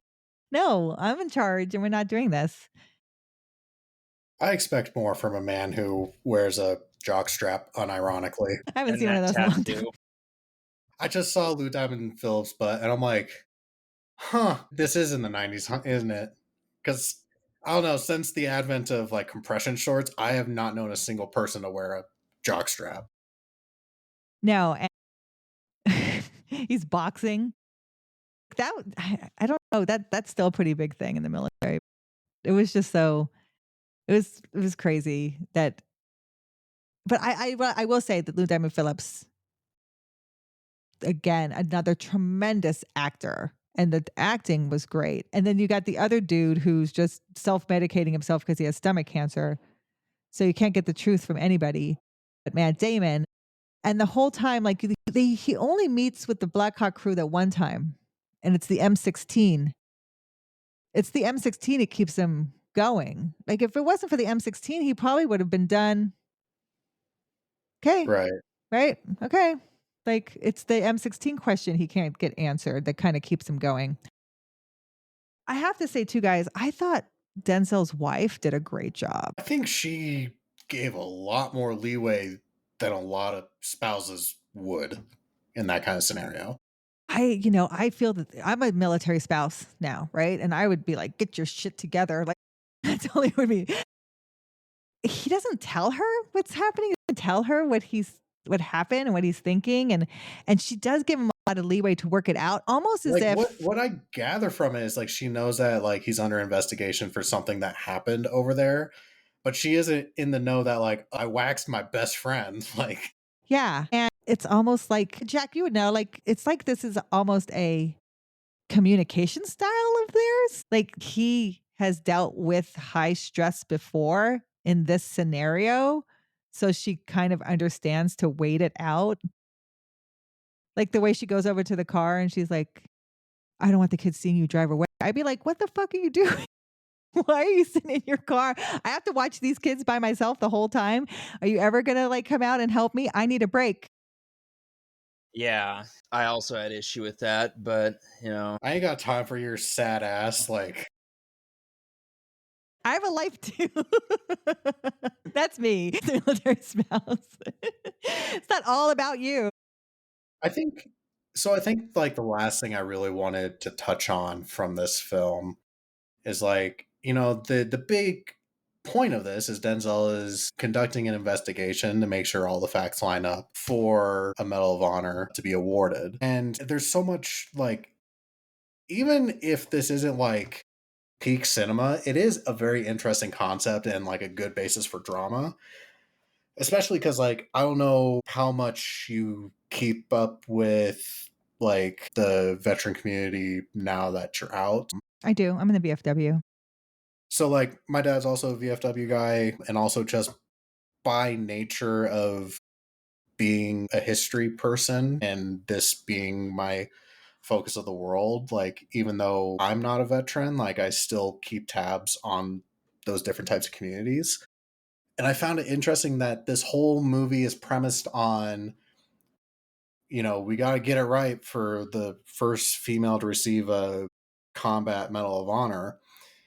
And the fact that like the veteran community still deals with a lot of internal drama when it comes to that particular award is like, honestly, you could write a book just on Medal of Honor politics itself. Yeah.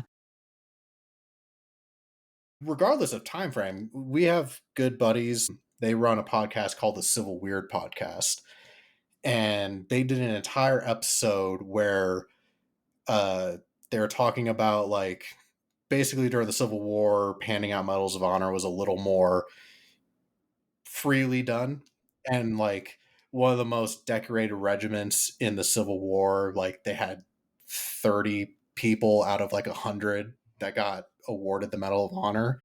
And so they like went through and discussed each one and be like, well, this one was like a legit one, and this guy just happened to be like the pallbearer at Lincoln's funeral, so he got one. Like, it's really weird how much this medal has changed.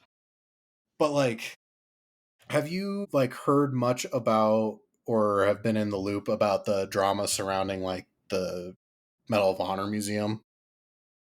No, no. I will say though that there has There's been a good bit of tea around that one. well, I want to hear it, but there has been one female to receive the Medal of Honor. Yeah, she was also from the Civil War. yeah, Civil I War heard about and that. yeah, and not for valor. She was a doctor, right? And I think this is funny. She had put in for like to get compensated for her time to be like And they gave her a medal. and they gave her a instead. Medal of Honor. Instead of paying her and like saying that she was a veteran and she got like a pension, they gave her a Medal of Honor. That's so I don't mean to laugh, but like it was different back then because like yeah, cool, you got a medal, like there's recognition to go with that, but it's not like today where it's like there's a society, like there's a pension that comes with the Medal of Honor now, so like much that comes with it. all these benefits. Like it wasn't that way back then. Like No, that's Yeah, That's a dick move right there. it felt like the military was like looking for the easy way out. Like, oh, we don't want to pay her in arrears for all the money we owe her. Let's just give her the Medal of Honor. And so no woman has ever received it for valor. So if they were going to say that in the movie, that would be what they say. No woman has received the Medal of Honor for valor, not no woman has received. They got that wrong. And like you said, there's so many things. I see a lot of like silver stars that'll get upgraded to medals of honor, like things like that, things that'll get reviewed and looked at again. In the end of the movie, Denzel leaves his silver star at her grave. Like he takes off the silver star he receives for that incident. He leaves at her grave. And she's already got her Medal of Honor marker. Like the award ceremony is happening that day. And well, maybe they, in anticipation, like okay, we're doing this award now. Maybe they updated the headstone. But yeah, I thought that was interesting. Medal of Honor headstones too, which I think her showed is now in gold leaf. So if someone has a Medal of Honor recipient, I know Audie Murphy's family decided not to do it in gold leaf. So if you see Audie Murphy's grave, he's a Medal of Honor recipient, but his is not. It's still in the black lettering because his family said that he didn't want to be ostentatious like that. Most Medal of Honor people usually do feel that way too. They feel like I did my job and the heroes are the ones that didn't make it back. But no, tell me about what's going on with so where's the museum going to be? This is perfect. Before I get into it, perfect time to bring up what we're drinking this evening. In order to spill the tea about the Medal of Honor Museum, I'm drinking Arizona. There it is. Arizona hard tea. I'm drinking, if you're from Tennessee, you got to be drinking moonshine. I'm drinking Tennessee Java Mountain moonshine. God So damn. it's like a coffee Mhm. moonshine. Mhm. That sounds amazing. Jack, what do you have? Well, I polished off a Mickey's, and now I'm on my second or third Bud Light. Channeling your inner alcoholic, I see. I reached for my Bud Light, and I was like, why the fuck do I have an empty one? I'm like, oh yeah, I drank it. So then I got a new one, and now this one's mostly empty. You are literally the only person I know who drinks Mickey's. Okay, I do it for the puzzles, and also sure. Hey, fuck you. They have a puzzle under every cap. One of my childhood memories is going out on the lake with my dad in his little And drinking a speedboat. Mickey's with him and doing puzzles? Well, no, but he would like either drink Mickey's or Guinness, two of his favorite poisons. And whenever he would drink Mickey's, he would like hand me the cap to solve after him. And I would usually solve it and feel smart. And then have like I think it was a Mountain Dew or a Bomb Pop was my summer choices of refreshments. Anyways, so Medal of Honor Museum is a relatively new establishment. They're coming fully online this year, actually. Are you familiar with the name John Chapman? It does sound familiar, but you have to refresh why. So early Afghanistan, like Operation Anaconda timeframe, John Chapman was a Air Force combat controller, and he was with a SEAL team during Anaconda.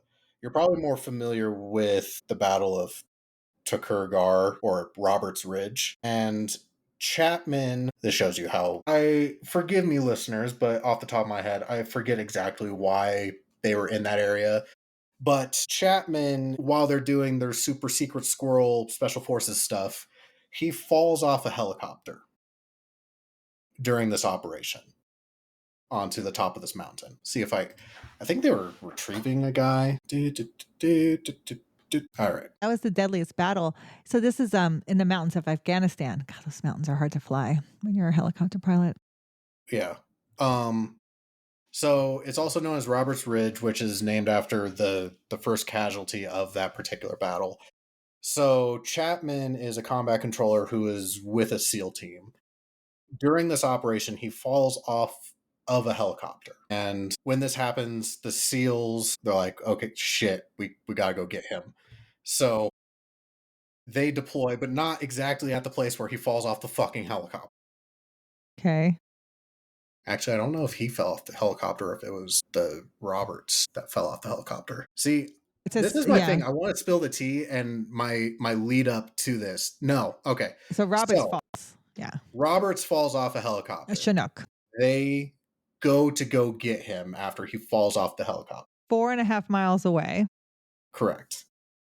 Chapman, during this engagement, becomes separated from them. And they presume during this engagement, when they get separated, that Chapman also dies. And they're in a really bad position. Basically, they separate. They kind of leave him for dead is a very serious allegation, but that's the bullet point that a lot of people use, is that they're like, he's fucked, we can't get to him. Turns out, Chapman, very much not dead. He receives the Medal of Honor because by himself, he ends up fighting against the Taliban for like 3 hours, like one man Rambo style type deal, like taking out bunkers and shit.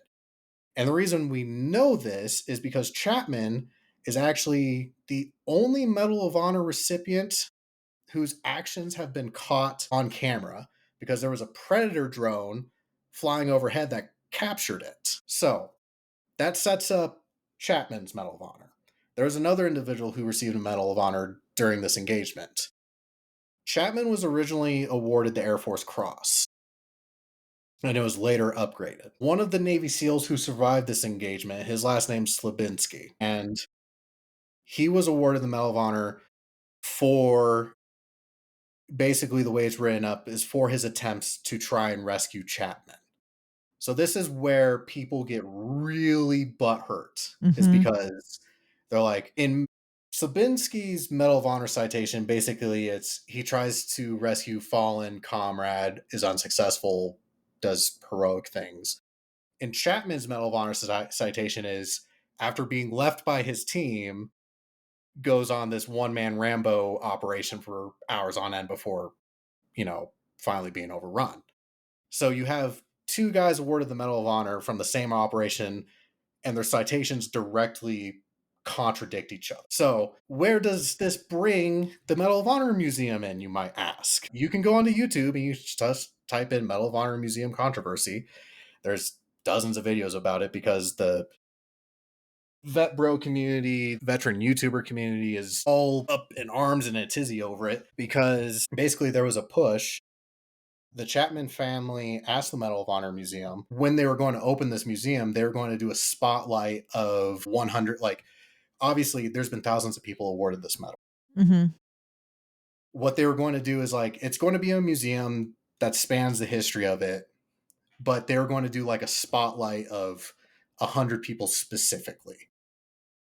And it was supposed to be like, as the museum is open, they're going to rotate these spotlights in and out.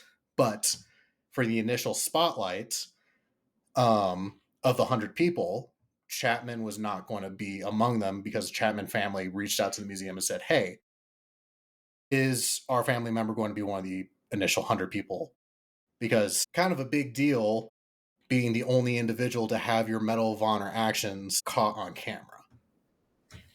The museum said, no, he's not going to be in the initial thing. Like, he's still in an exhibit, like he's going to be on a timeline type deal, but like not a dedicated, this is him. And you might say, well, it's a museum and there's thousands of people who have gone this, and like they're going to do rotating, so it can be frustrating and upsetting to the family, but also you can see why he might not be in the initial 100. Well, guess who is going to be in the initial 100, who is essentially accused of leaving him for dead?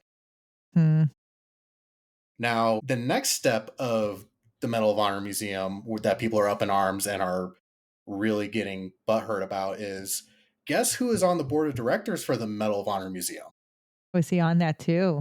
Yes. So even today, in the real life, the Medal of Honor still generates a lot of drama and headaches for people. It's America's highest award, and you can't say you won it or someone won it, even though it's an award, right? You received the Medal of Honor, and I've made that mistake before where I said someone won it, and holy shit, people came at me like I had just murdered their children. It has so much controversy around it because it's supposed to be above and beyond.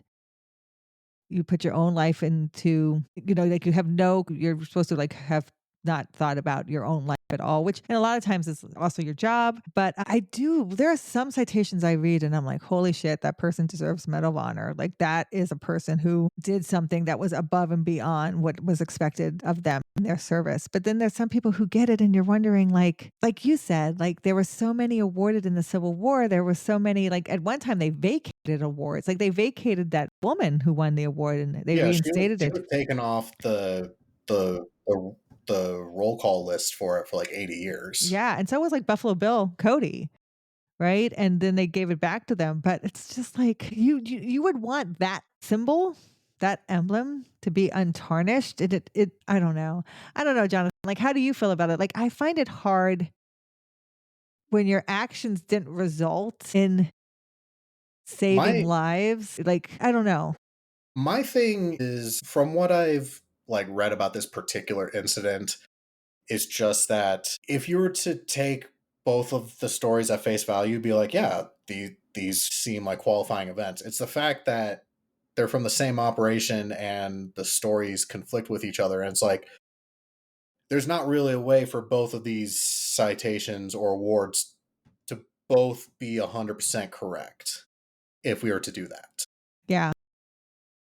And I think that is where this movie has a great lasting power is the fact that Denzel, the entire point of this movie is him getting to the truth of what happened in this instance of a person being awarded the Medal of Honor for, bravery in combat. And what we get is 3 or 4 different variations of the story, which most of it tracks together, but the end product is very different between each story. And it makes you wonder how much does the truth matter?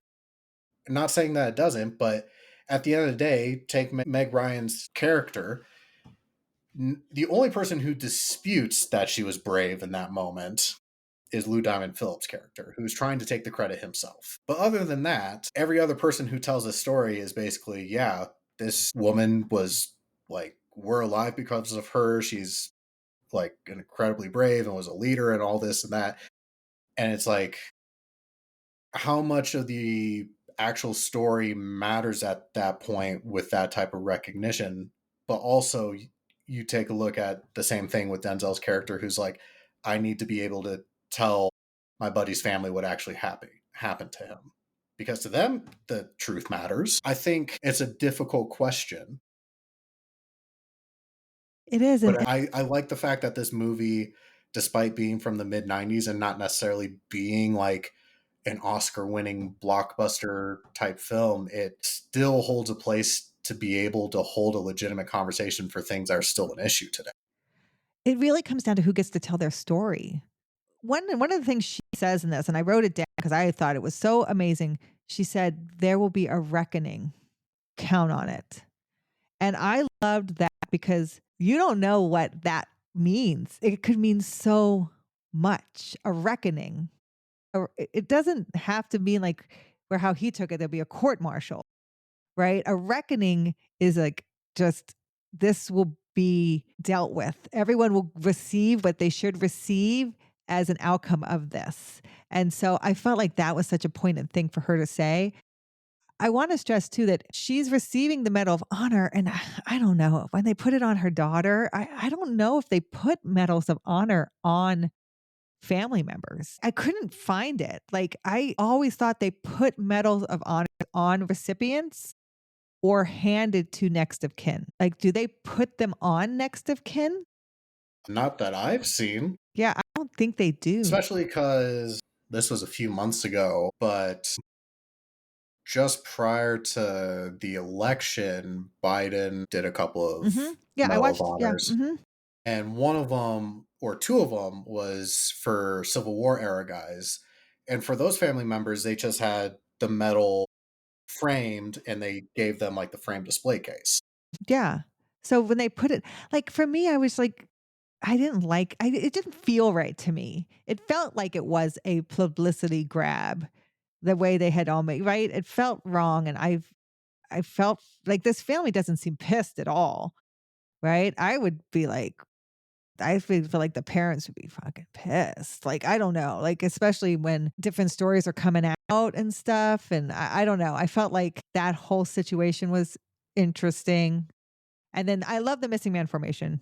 The planes that fly over and did the mission. I did love that. But I have an interesting story about, like, I always say the hero of Little Round Top. I don't know how much you guys know about the Civil War, is Strong Vincent, right? And people are like, who the fuck is Strong Vincent? And I'm like, Strong Vincent's the guy who told Chamberlain to hold his position.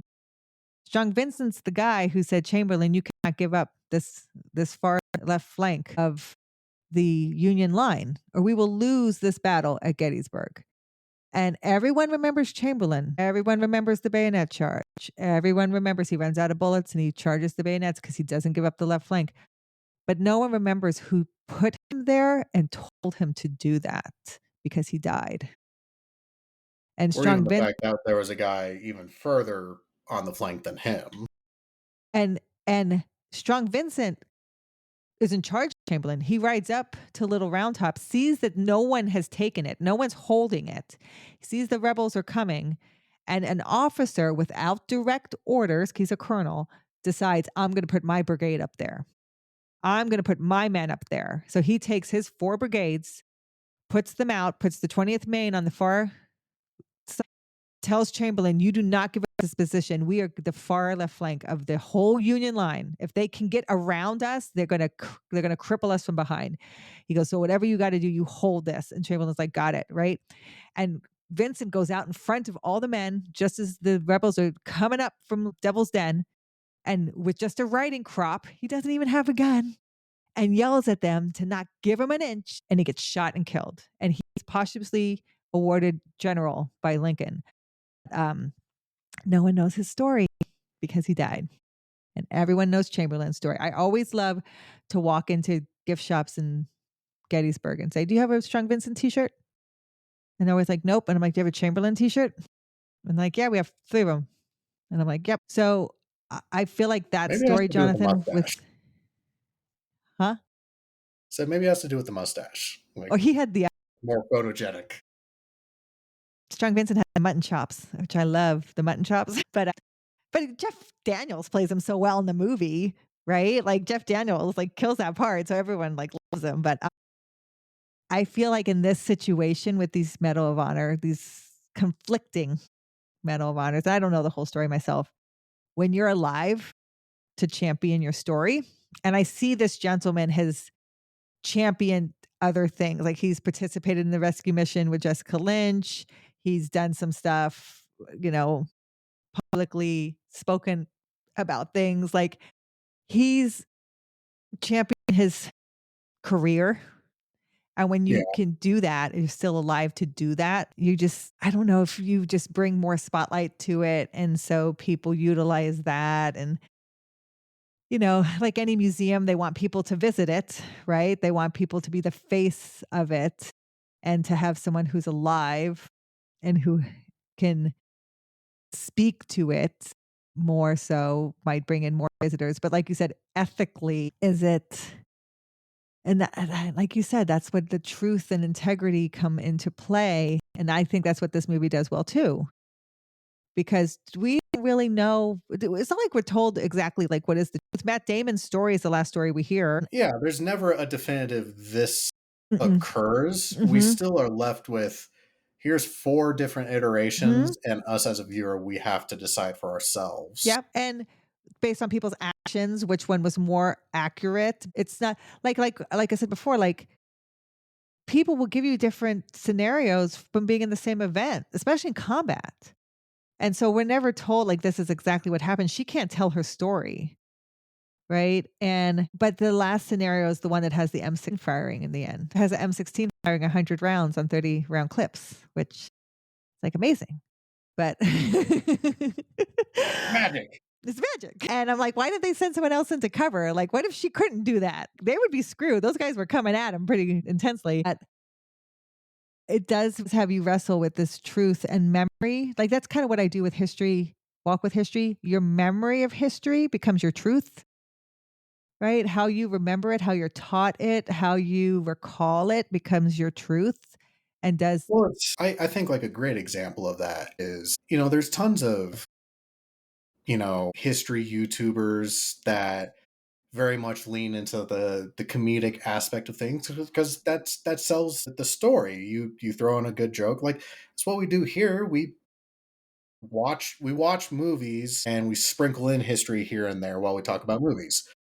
I think like a great example is like the thing that like made the rounds maybe like a year ago is like somebody made a video about the USS Texas flooding one of their ballast to like make it lean more in order to extend its range to support like the D-Day landings, which did happen. Cool story, interesting fact. But the way that everybody ran with it was like, yeah, the USS Texas did the gangster lean, and like they made it sound like this ship came up with it like on the fly. It's like, no, like they did it, Yeah. and it's a fun story, but it was also an accepted part of naval doctrine Yes, then. naval protocol. We know how But to ballast the ship. if you watch any number of YouTubers, you'd be like, yeah, the captain of the USS Texas of this battleship was fucking metal. And it gets clicks and it gets Yeah. viewers, right? And that begs the question, like, how much does it actually matter? Mhm. Because at the end of the day, the base story is still true. It's just embellished a little bit, and the embellishment gets attention to a piece of history. Yeah. Yeah, I mean, that's exactly true. Like, this whole movie is not true, right? All of it is a fictional story, but it brings attention to things that are true, and it makes you look stuff up, and it makes you and I always say, well, that's always good to me. I think any historical movie, if it's gonna make you want to know more about it, I always think that's a good thing. But like you said, there's very, very few times that you're gonna find any movie that's like, that's exactly historically accurate, because that's not gonna sell tickets. That's not gonna make likes. There's historians, like you say, Jonathan, who will lean one way or the other because it gets more controversy and it gets more views, and that's not historically accurate. Like, I always tell people all the time, like, as a historian, you shouldn't know politically where I lean. Shouldn't know, because the truth is what matters, and the truth doesn't lean either way. The truth is the truth. But that's not fun, right? Right. That's like, I feel like as a historian, it builds trust. Trust me. You trust that I'm not trying to sway an opinion or push an ideology on you or tell you how you should think. I mean, or what you should think. I try to tell you how to think, how a historian finds a primary source. What is a primary source? What do the sources say? And then you decide what you think about that. That's what a good historian should do. But you get historians who love to tell you what to think.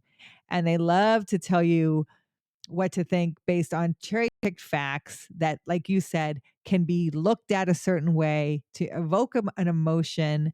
And then you're like, this person gets it. And I'm on the right side of history. Also, another term I hate.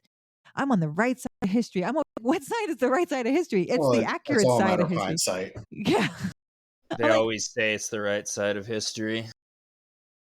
I'm always like, I'm on the left Well, side. it's like we Doing the engaged U-turn. in right. Well, we engaged in the controversy about the Chapman story, and like obviously when I presented it from the information that I had received from watching videos within a specific branch of the veteran community.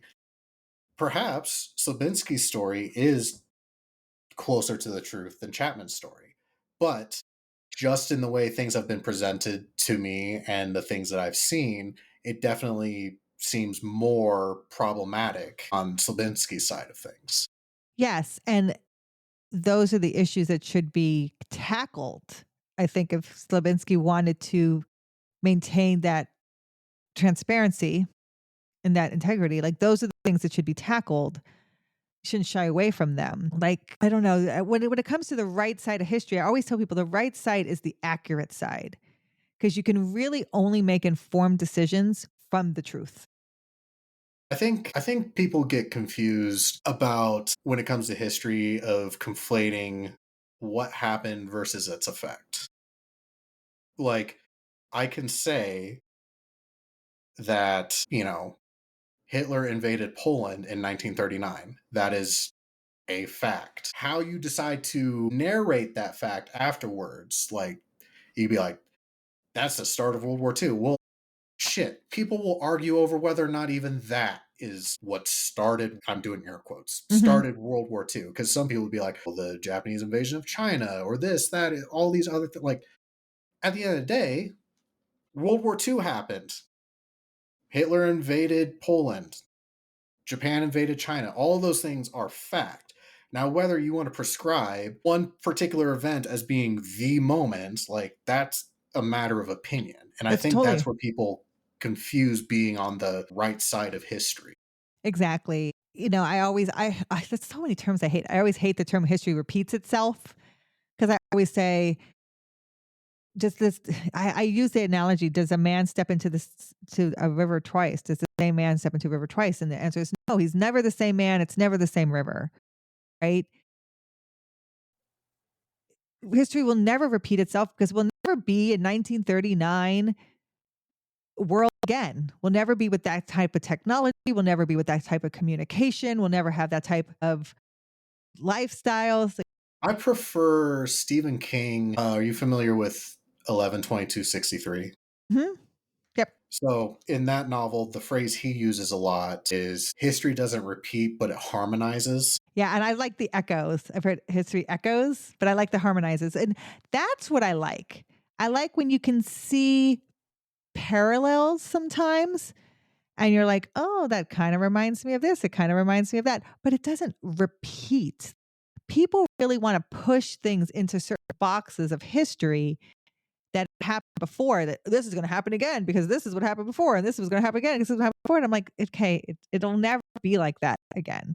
Yes, learn from history, learn how this is impacting you today. Make more informed choices based on the truth of the past, but don't live in fear that it's going to be exactly the same again. It'll never be the same again. It'll always be different. It's always going to change. Knowing history is so you can understand what humans did, what people did in those moments, what choices they made, what those outcomes were, and so we can learn from other people. But it's one of those areas of study that it's just you get people from, like you said, Jonathan, all over who are going all over the place, and what gets popular and what gets looked at and what gets repeated, what gets people to pay attention and notice it is not always the accurate thing that happened, but it's the cool thing, the funny thing, the story. But it does get people to look it up, which I'm always that's what I appreciate the most, I guess. Like you made me look this up. These two men. I had heard the Chapman story. You know, it's funny when I see someone fall out of helo. No, I should be laughing at this. You're supposed to wear a So, gunner's belt back there, you know, like there even is a part in Courage Under Fire where was it Matt what's Damon? new? Somebody rolls out, right? And they almost like lose him and he has to grab him, right? Everyone should be in a gunner's belt back there, which is like a belt that's hooked to the ceiling. It goes around your waist. And yeah, you can walk, you can do everything around the helo. But if you fall out, you're connected. And I guess that's a good argument for why they should be worn. I find it like he fell out of a helo? How high I'll was he? Like, that's a insane to me. it's been a minute since I've gone down this rabbit hole. I'll send you like kind of just like a blanket video that does an overlook of it, and then I'll Mhm. send you like the like people going after the Medal of Honor Museum type video. So That's so sad. Where is it gonna be? Where are they thinking of putting it?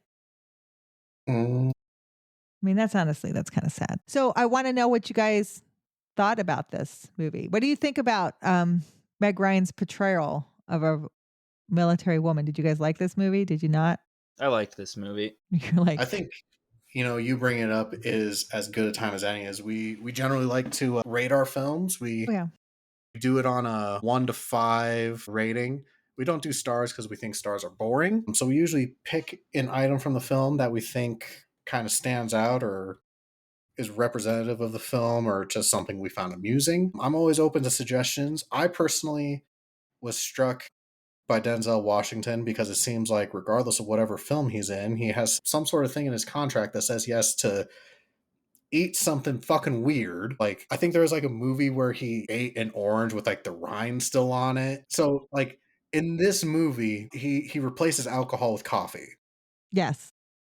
Um or just caffeine in general, because we also get our sneaky but not sneaky Pepsi ad placement when he's Mm. talking to Lou Diamond Phillips. But in one of the scenes, he's dealing with a headache, but he's still, instead of just like having a glass of water or something, he has a cup of coffee and he drops an Alka-Seltzer tab into Yes. his coffee. Yes, I noticed that.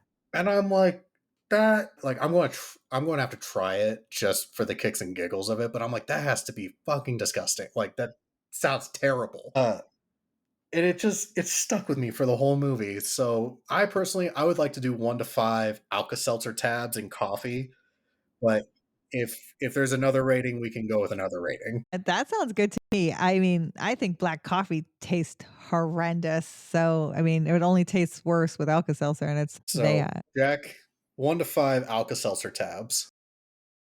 I give this movie about 4 Alka-Seltzer tabs out of 5. No, I'm not going to elaborate.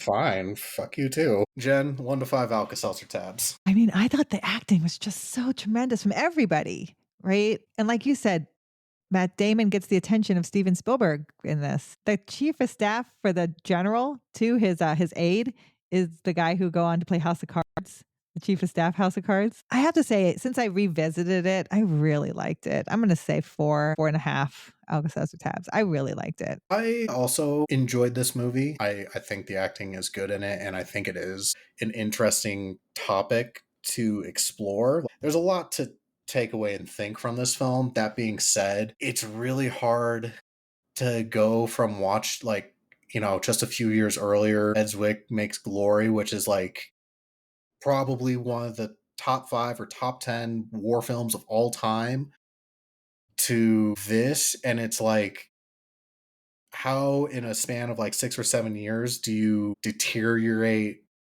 just cinematography wise that much? So I'd give it 3.5 tabs. Yeah. Um, you made me think of something that I hadn't thought of. I also enjoyed that banter with the reporter.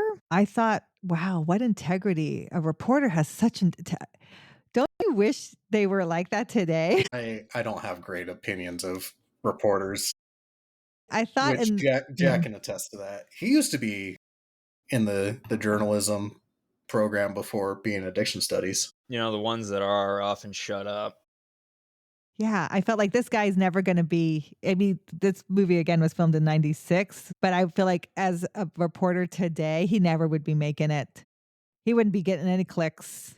He wouldn't be. Yeah, he's spending too much time getting the story right. No one likes that. No one has the time for By the that. time he published the article, nobody cares about the story Nobody anymore. cares about the story anymore. You gotta be Exactly. first, not right. So true. How sad is that? And it's so true. Jack, what does Rotten Tomatoes give this film? I'm glad you asked. So the popcorn meter, the audience meter is at 66%, and the audience meter is the tomometer critic rating is 86%.